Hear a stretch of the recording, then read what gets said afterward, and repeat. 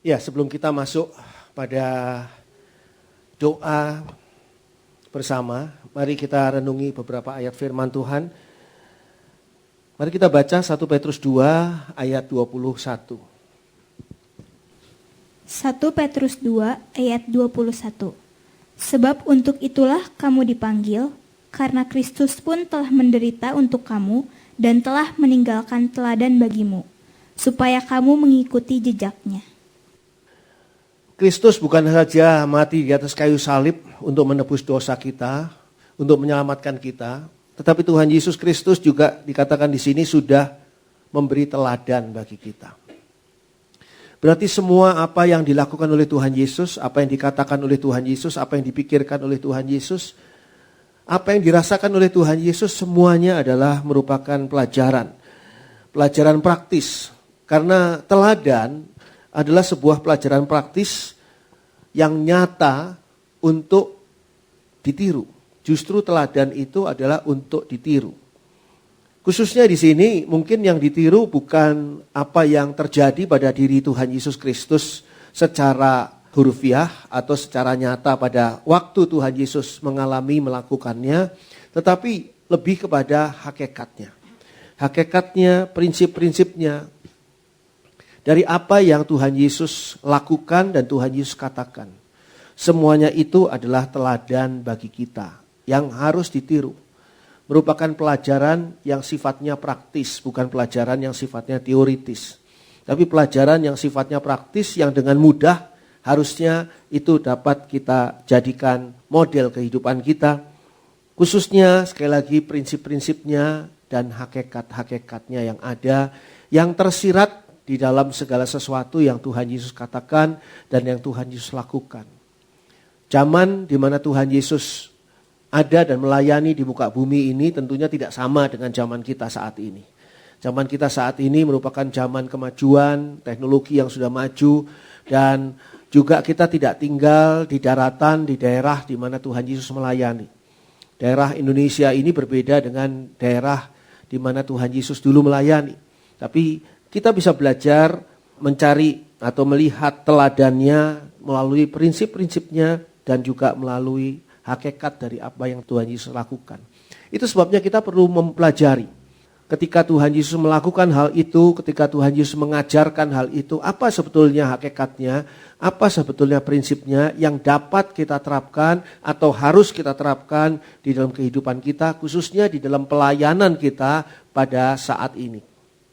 Mari kita membaca 2 Tesalonika 3. 2 Tesalonika 3 ayat 7 sampai 9. 2 Tesalonika 3 ayat 7 sampai dengan 9. Sebab kamu sendiri tahu bagaimana kamu harus mengikuti teladan kami, karena kami tidak lalai bekerja di antara kamu, dan tidak makan roti orang dengan percuma. Tetapi kami berusaha dan berjerih payah siang malam, supaya jangan menjadi beban bagi siapapun di antara kamu. Bukan karena kami tidak berhak untuk itu, melainkan karena kami mau menjadikan diri kami teladan bagi kamu, supaya kamu ikuti. Rasul Paulus bersama dengan timnya itu sadar penuh akan apa yang dimaksudkan oleh Tuhan Yesus di dalam pelayanan. Di dalam pelayanan kita bukan saja mempunyai beban untuk melayani, tetapi ada beban lain di sana, yaitu kita harus menjadi teladan. Bukan saja Tuhan Yesus menjadi teladan bagi kita, dan kita harus menjalani keteladanan Tuhan Yesus, tapi kita juga harus bisa menjadi teladan bagi orang lain, khususnya orang-orang yang kita layani. Sehingga dikatakan di sini pada ayat 7 tadi, sebab kamu sendiri tahu bagaimana kamu harus mengikuti teladan kami. Ini adalah satu penyataan yang sangat berani. Karena Rasul Paulus dan timnya itu sadar penuh bahwa mereka itu tidak boleh sembarangan di dalam berkata-kata, tidak boleh sembarangan di dalam bertingkah laku, bersikap, mengambil keputusan, dan sebagainya. Pada saat mereka melayani, mereka itu dilihat oleh orang-orang yang dilayani. Sehingga Rasul Paulus dan timnya dengan berani harus mengatakan bahwa kalian harus melihat teladan kami. Dengan cara seperti itu, sikap ini bukan sikap kesombongan Rasul Paulus, tapi lebih kepada sikap di mana Rasul Paulus sendiri mengurung dirinya untuk harus menjadi teladan bagi orang lain. Jadi dia mengingatkan dirinya dan mengingatkan juga tim pelayanannya bahwa kita ini mau tidak mau harus menjadi teladan. Sama seperti saat ini saya mengingatkan kita semua, kita ini harus menjadi teladan. Teladan bagi jemaat yang kita layani. Itu sebabnya seringkali saya ingatkan, jangan sampai kita yang melayani Tuhan, katakanlah tidak bisa melakukan hal-hal yang sederhana. Misalnya datang tidak terlambat. Misalnya pelayanan itu membutuhkan latihan dan sebagainya, kita datang dengan kondisi yang siap untuk melakukan latihan. Ataupun kita melayani dengan penuh kesungguhan. Ketika kita menyanyi, memuji Tuhan, memainkan alat musik, atau menyampaikan firman Tuhan. Sebetulnya pada saat itu kita memberikan teladan kepada jemaat, berapa sungguh-sungguhnya kita melakukan hal itu. Berapa sungguh-sungguhnya kita melakukan melayani Tuhan itu. Kalau kita sebagai pelayan-pelayan Tuhan saja tidak serius, tidak sungguh-sungguh, kita sembarangan, maka bagaimana kita bisa menjadi teladan bagi jemaat yang kita layani. Dan hal yang lain adalah hidup kita sehari-hari. Hidup kita sehari-hari juga harus bisa menjadi teladan bagi jemaat yang kita layani. Sehingga orang itu akan melihat bahwa kita adalah orang yang sama ketika kita melayani Tuhan dan ketika kita dalam kehidupan kita sehari-hari. Bukan orang yang berbeda karakter, berbeda sikap, berbeda perilaku. Ketika melayani Tuhan itu seolah-olah seperti malaikat. Tetapi ketika di rumah atau dalam kehidupan sehari-hari, di dalam bisnis, di dalam studi dan sebagainya, kita seperti setan. Jadi ini adalah orang yang munafik. Karena apa? Karena dia hanya memakai topeng pelayanan atau topeng sikap yang baik, topeng Kristus pada saat melayani. Tapi dalam hidupnya sehari-hari dia sembarangan saja dalam kehidupannya. Jadi kita ini harus berani seperti Rasul Paulus yang mengatakan begini, sebab kamu sendiri tahu bagaimana kamu harus mengikuti teladan kami. Karena kami tidak lalai bekerja di antara kamu. Jadi Rasul Paulus memang punya waktu-waktu yang untuk dirinya sendiri mungkin, atau untuk timnya saja. Jadi tidak 24 jam dia melayani. Tapi di saat dia tidak di hadapan orang-orang yang dilayani, gereja Tuhan yang dilayani, dia tetap juga bersikap dan menjaga diri supaya bisa menjadi teladan bagi banyak orang. Dan tidak makan roti orang dengan percuma. Artinya Rasul Paulus dan timnya ini tidak hanya ingin menerima upah dari pelayanannya. Tidak hanya ingin menerima berkat dari pelayanannya. Digambarkan di sini dengan roti. Tetapi sesungguhnya tidak melakukan pelayanan dengan baik.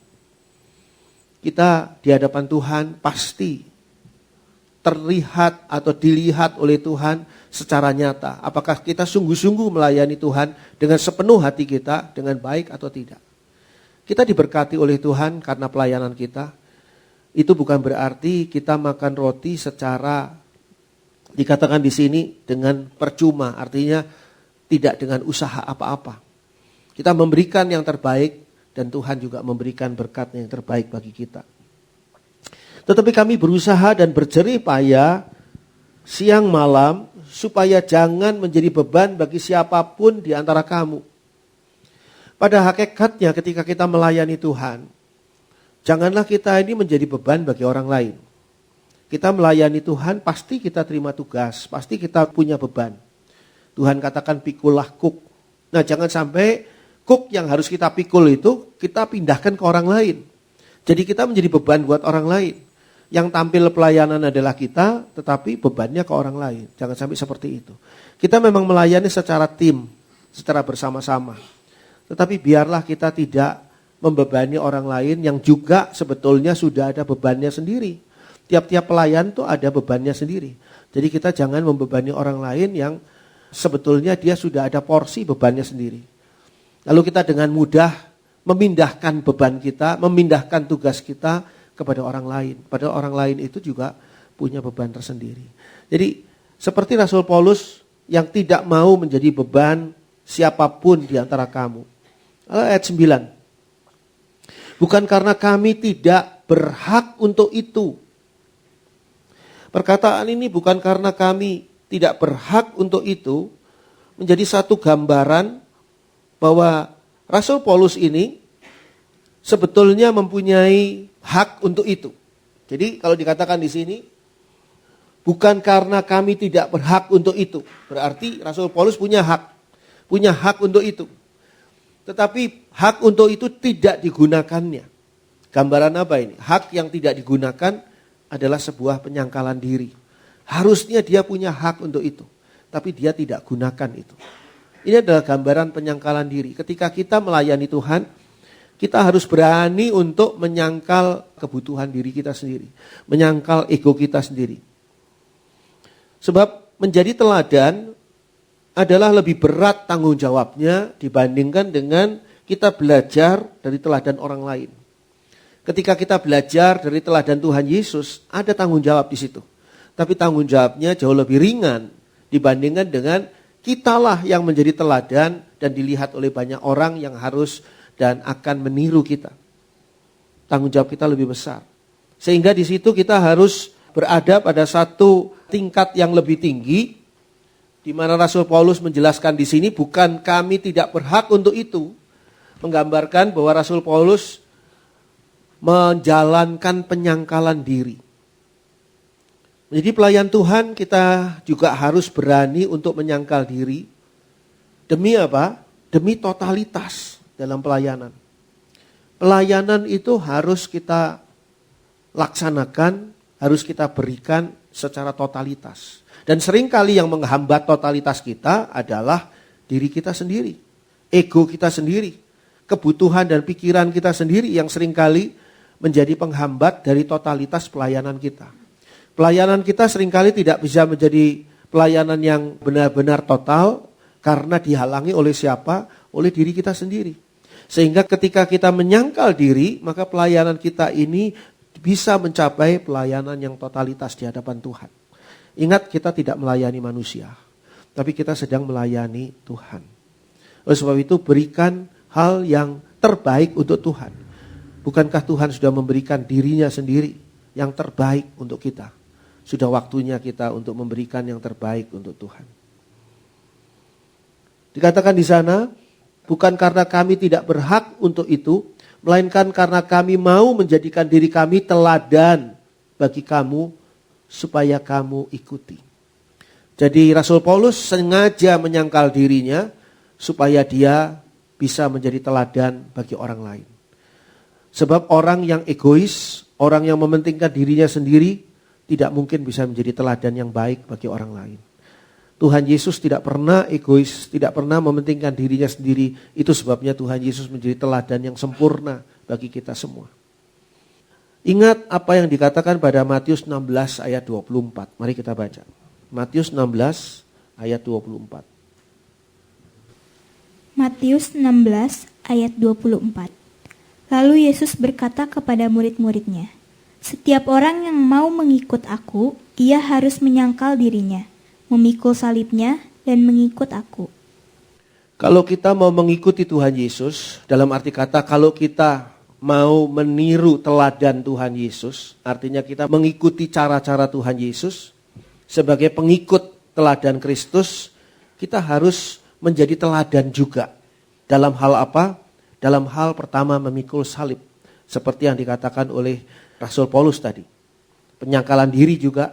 Dan ketiga adalah mengikut Kristus. Kita harus menjadi teladan juga dalam memikul salib. Artinya menanggung beban yang tidak seharusnya ditanggung. Salib itu adalah beban yang tidak harusnya ditanggung seperti Tuhan Yesus. Tuhan Yesus memikul salib, Tuhan Yesus disalib. Itu semua adalah beban bagi Tuhan Yesus yang tidak seharusnya ditanggung oleh Tuhan Yesus. Dan kita juga harus memikul salib. Menjadi teladan bagi jemaat untuk memikul salib.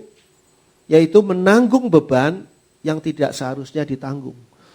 Oleh sebab itu ketika kita mungkin harus menanggung beban yang tidak seharusnya kita tanggung, kita jangan ngomel, jangan protes, jangan mengeluh. Ingat, kita sedang menjadi teladan bagi orang lain.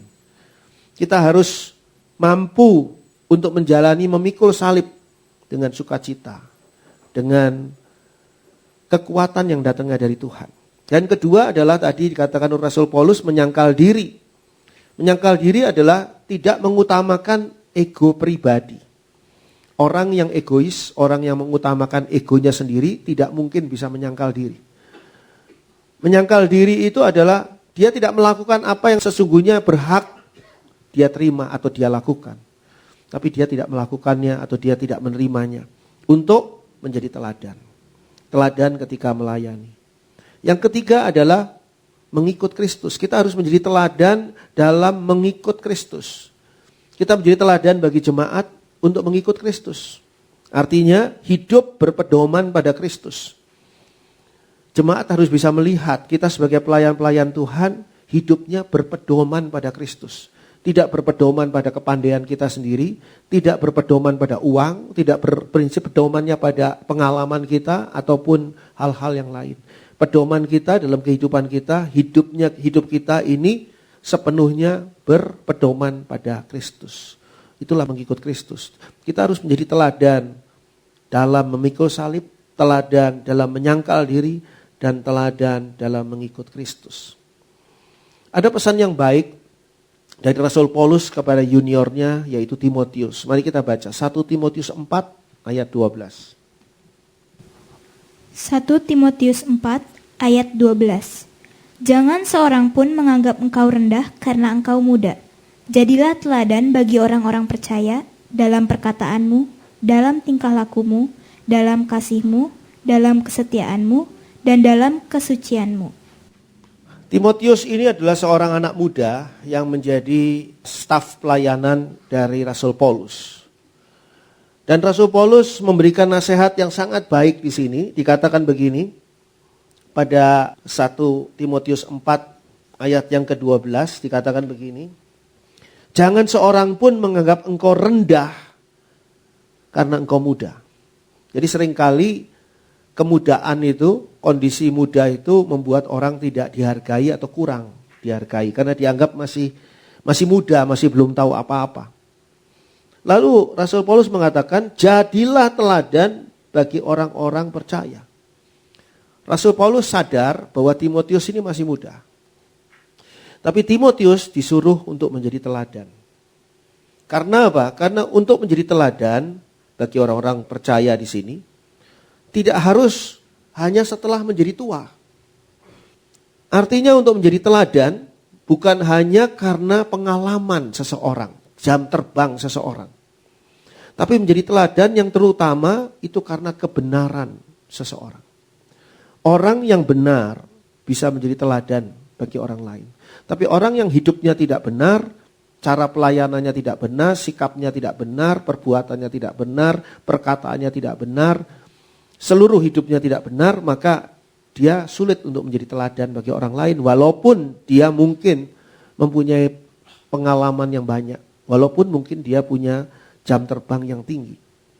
Jadi sekali lagi, Rasul Paulus dengan sadar menginstruksikan pada Timotius muda ini untuk tidak menunggu tua baru menjadi teladan. Karena menjadi teladan bukan hanya karena pengalaman, tapi terutama karena kebenaran dalam kehidupan. Dan kalau kita menjadi teladan, kita tidak mungkin dianggap rendah. Kenapa? Karena teladan itu adanya di depan. Teladan itu memimpin, menjadi contoh. Menjadi teladan adalah berada di posisi depan dari orang-orang yang menirunya, yang meneladaninya. Yang melihat hidup orang ini untuk menjadi teladan. Jadi menjadi teladan tidak mungkin dianggap rendah. Karena dia mau tidak mau menjadi yang memimpin di depan. Teladan selalu di depan. Orang yang memberi teladan, contoh untuk katakanlah senam, maka orang itu pasti di depan. Tidak mungkin dia berada di baris belakang. Orang-orang yang senam pada waktu itu mengikuti gerak senamnya si teladan senam tadi. Kita harus menjadi teladan. Dikatakan di sini kita harus menjadi teladan dalam perkataan kita. Oleh sebab itu kita harus jaga perkataan kita. Kita harus jaga gurauan kita harus jaga pada saat emosi kita mungkin sedang tidak baik. Jangan sampai kita mengeluarkan perkataan yang tidak bisa menjadi teladan. Kedua adalah dalam tingkah laku, dikatakan oleh Rasul Paulus di sini. Tingkah laku kita harus bisa menjadi teladan bagi orang-orang yang kita layani. Karena apa yang menjadi tingkah laku kita ini akan mudah sekali dicontoh oleh siapapun. Dan yang ketiga dikatakan di sini menjadi teladan di dalam kasih. Kasih ini seringkali mudah dikatakan, tapi sulit sekali dipraktekkan bagi orang yang tidak mempraktekkan kasih. Kasih ini adalah hal yang nyata di dalam kehidupan sehari-hari seseorang. Kasih ini bukan teori, tapi kasih ini adalah kenyataan dalam kehidupan orang tersebut yang harus menjadi teladan kasih. Yang keempat adalah teladan dalam kesetiaan. Kesetiaan di dalam bertugas, kesetiaan di dalam melayani, kesetiaan di dalam rumah tangga, kesetiaan terhadap pasangan, dan kesetiaan terhadap janji kepada Tuhan. Kita berjanji pada Tuhan untuk melayani Tuhan dengan sepenuh hati, tapi dalam pelaksanaannya lama-lama kita bosan melayani, ataupun kita mungkin mengalami benturan, gesekan dengan teman sepelayanan dan sebagainya, sehingga kita sudah tidak punya gairah lagi untuk melayani Tuhan. Hati-hati, itu kesetiaan kita sedang dilihat, apakah kita tetap setia tidak. Dan terakhir adalah teladanan terhadap kesucian. Kita harus menjaga kesucian hidup kita. Kita sudah disucikan oleh darah Yesus. Kita harus menjaga jangan sampai hidup kita ini dikotori oleh perbuatan-perbuatan dosa ataupun dijebak oleh kuasa gelap untuk kita melakukan perbuatan-perbuatan dosa yang tidak baik. Terakhir saya ingin mengajak kita semua membaca 1 Tesalonika 1 ayat 6 dan 7. Bagaimana caranya membangun jemaat gereja Tuhan. 1 Tesalonika 1 ayat 6 dan 7. 1 Tesalonika 1 ayat 6 dan 7. Dan kamu telah menjadi penurut kami dan penurut Tuhan. Dalam penindasan yang berat, kamu telah menerima firman itu dengan sukacita yang dikerjakan oleh Roh Kudus. Sehingga kamu telah menjadi teladan untuk semua orang yang percaya di wilayah Makedonia dan Akhaya. Membangun jemaat gereja Tuhan adalah dengan hidup mengikuti teladan Kristus. Kita kalau membangun gereja Tuhan, kita tuh harus hidup mengikuti teladan Kristus. Dan kedua, menjadi teladan bagi orang-orang percaya. Jadi kita mengikuti teladan Kristus dan menjadi teladan bagi orang-orang percaya.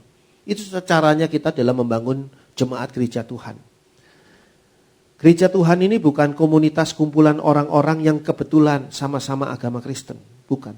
Tapi gereja Tuhan ini harus menjadi kumpulan orang-orang yang hidupnya meniru teladan Kristus dan menjadi teladan bagi orang lain di dalam kondisi kehidupan yang sesuai dengan Kristus. Jadi gereja Tuhan adalah persekutuan orang-orang yang hidup dan melayani Tuhan berdasarkan teladan Kristus. Kita hidup berdasarkan teladan Kristus, kita melayani Tuhan berdasarkan teladan Kristus, dan itulah gereja Tuhan. Ya, sampai di sini firman Tuhan. Puji Tuhan.